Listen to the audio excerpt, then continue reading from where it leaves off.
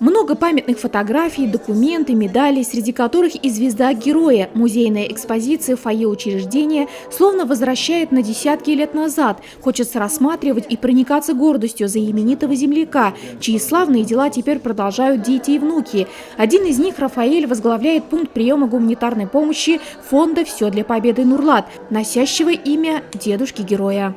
Самый любимый бабай, с которым всегда было интересно жить и работать.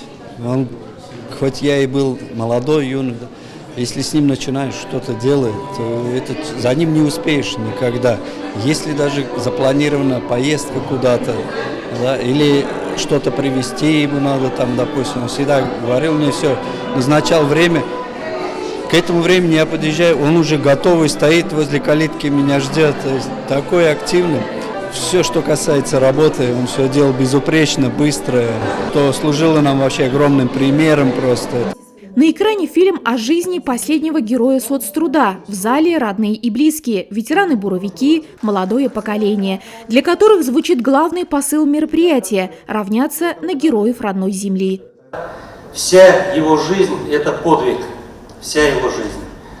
И молодые годы, и годы работы в бурении, в тяжелейших условиях работали буровики, они ковали фундамент нашей страны в посттяжелые, послевоенные годы, когда стране нужна была нефть, и он наш герой, которым мы гордимся. Глава района вручает дочерям Закии Тимирзянова удостоверение. Почетный нефтяник Татнефти, человек, посвятивший бурению 40 лет своей жизни, отныне почетный гражданин города Нурлат. Те люди, те великие герои, такие как Закий Тимирзянович, это люди-первопроходцы, когда не было мощных буровых станков, когда не хватало элементарных насосов, когда не было техники, много было ручного труда, на тот момент их рекорды они гремели по всему Советскому Союзу.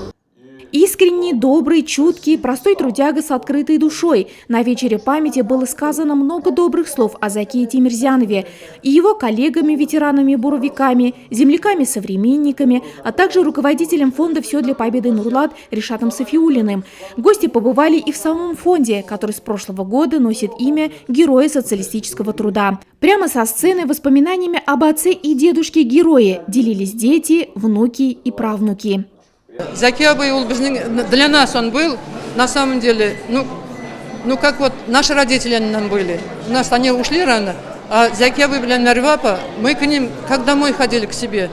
Столы накрыты, пироги готовы, все, пахнет беляшом, торт великолепный. У них и девочки такие были, дочери, унганнар, булдыклар, то есть все у них в руках горело всегда. Мы очень гордимся, что вот мы с ними родственники. Вечер памяти поддержал и ансамбль из Нижнекамска «Нардуган». Слова признательности и восхищения нурлатским героем довел и глава Нижнекамского района Радмир Беляев. В этот день нурлатцы и гости мероприятия также возложили цветы к бюсту и могиле Закия Тимирзянова. Гульнас Хасаншина, Вячеслав Харченко, Вести Нурлата.